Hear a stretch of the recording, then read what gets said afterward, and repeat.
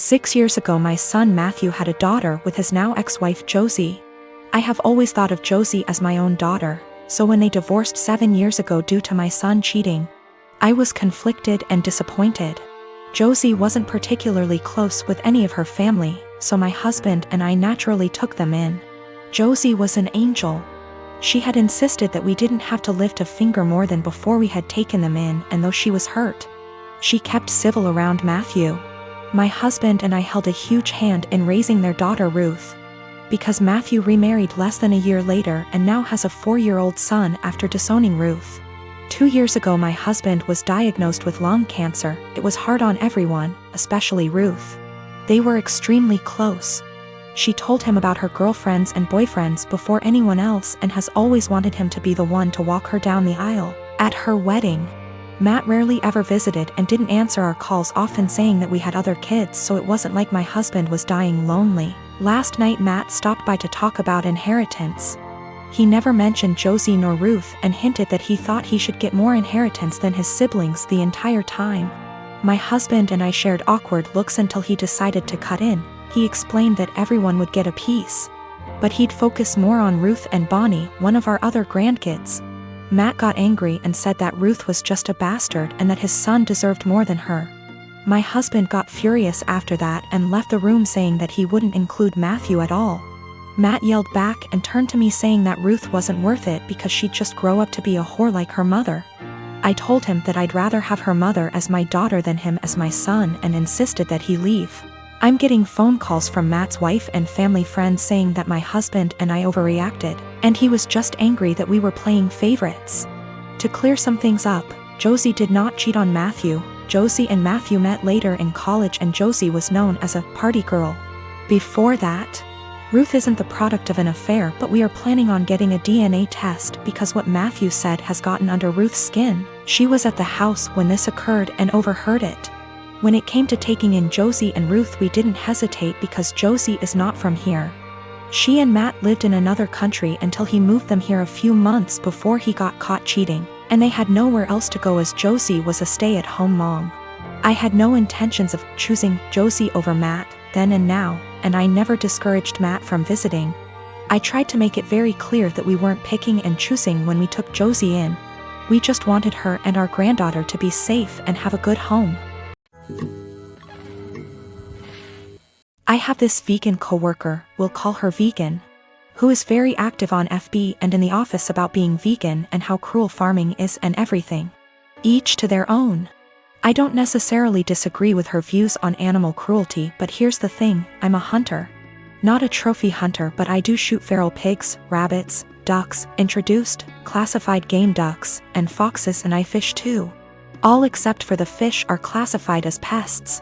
Foxes especially kill native wildlife and farm animals, and farmers will often put you up on their property for free to hunt them. I have passed tests here, especially for identification of game ducks versus protected species and practice ethical hunting.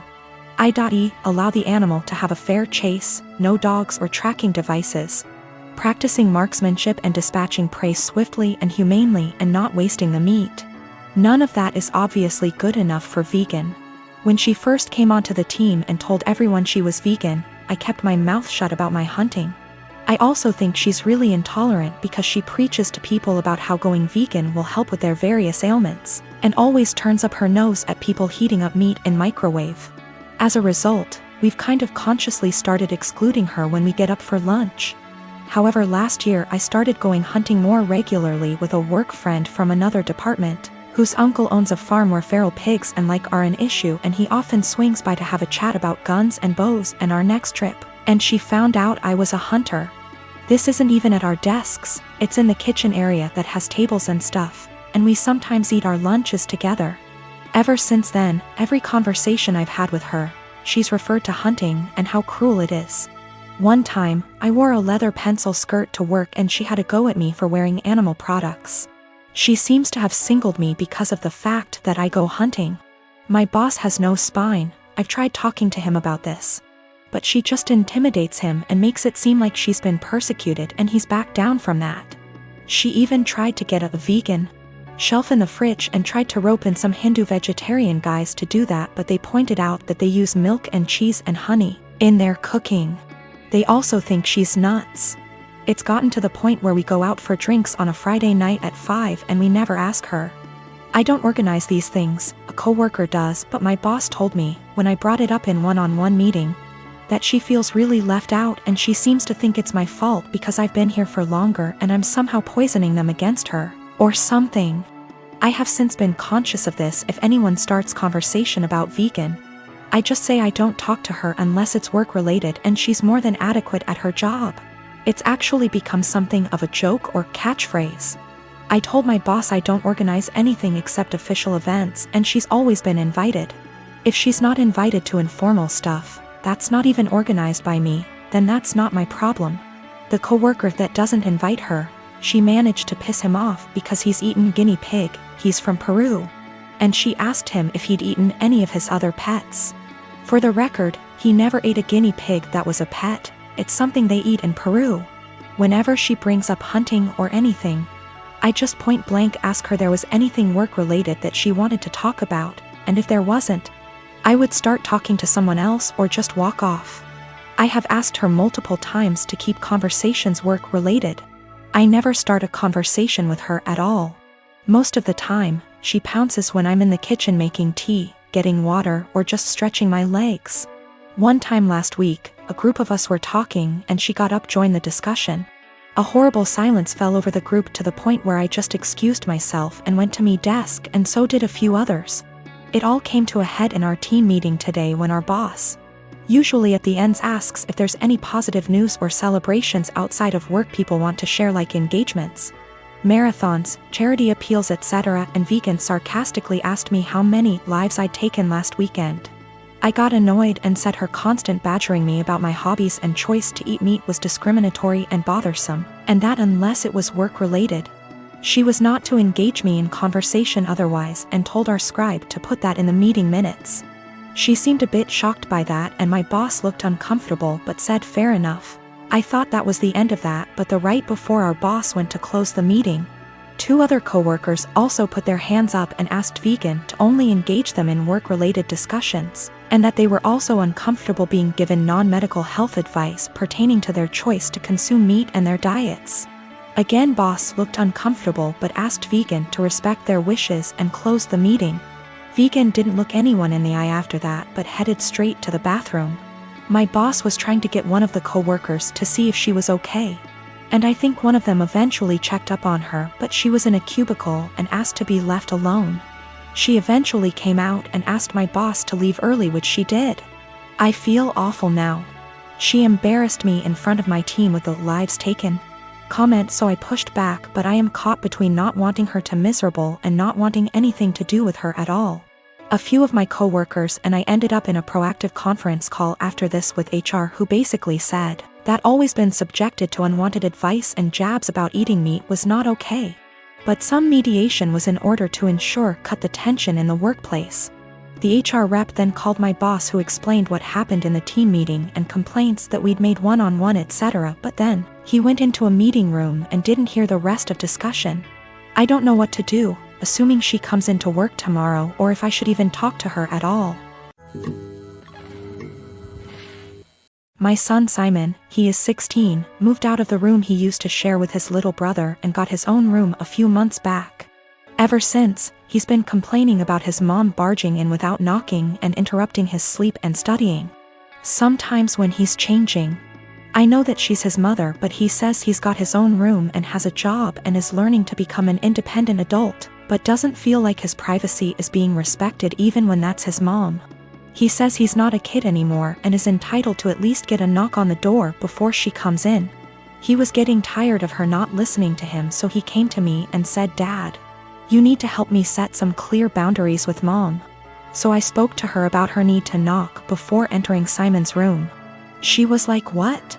And no, we're family, not strangers. Do you really expect me to foolishly knock on the door 5 times a day? That's ridiculous.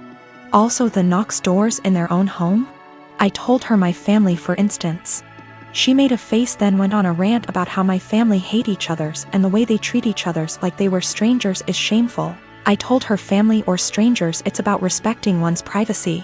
We had an argument about it and I told her if she wasn't going to stop with the barging and refused to knock on the door before entering, then our son will get a lock. She did it again at 11 p.m. She barged in when our son was asleep. He jumped up because he got scared.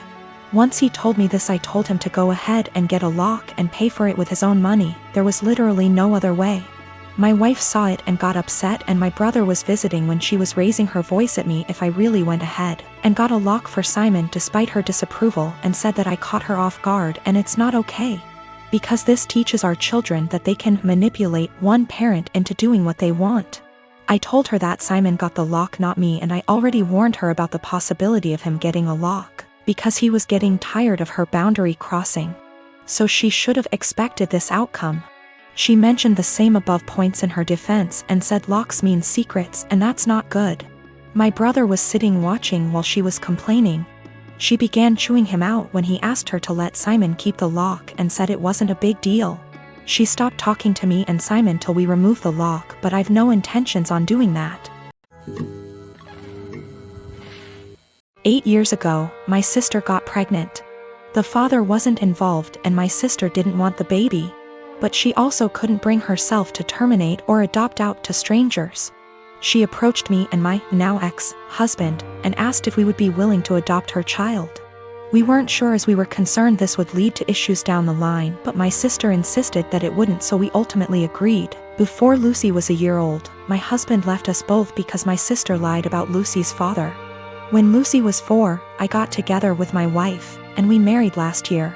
My sister has said that seeing me and my wife with Lucy, who is now 7, confirms to her that she made the right decision. When I first adopted Lucy, my husband and I told my sister that we wanted multiple children, which she said she was fine with at the time, but now my wife and I are looking into our options and my sister objects. My sister has been staying with us since July because her boyfriend kicked her out. She keeps asking Lucy if she's sure she wants siblings. Lucy has said that she does, and telling us she's worried we won't be able to give Lucy what she needs. And then today happened. We had an online consultation with a fertility clinic to talk about sperm donation.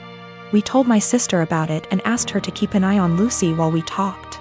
The Wi-Fi went randomly on and off 3 times during the session, booting us out of the call each time. The 3rd time, my wife went to check it and saw my sister holding the power cord and Lucy trying to plug it back in. Lucy saw my wife and said, "Auntie keeps turning the Wi-Fi off."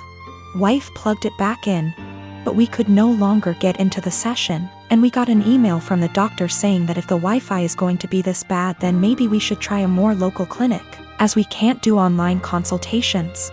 When we confronted my sister, she admitted that she wants Lucy to be an only child, so she has 100% of our undivided attention, and then said in a sarcastic tone, "Forgive me for only wanting what's best for my daughter."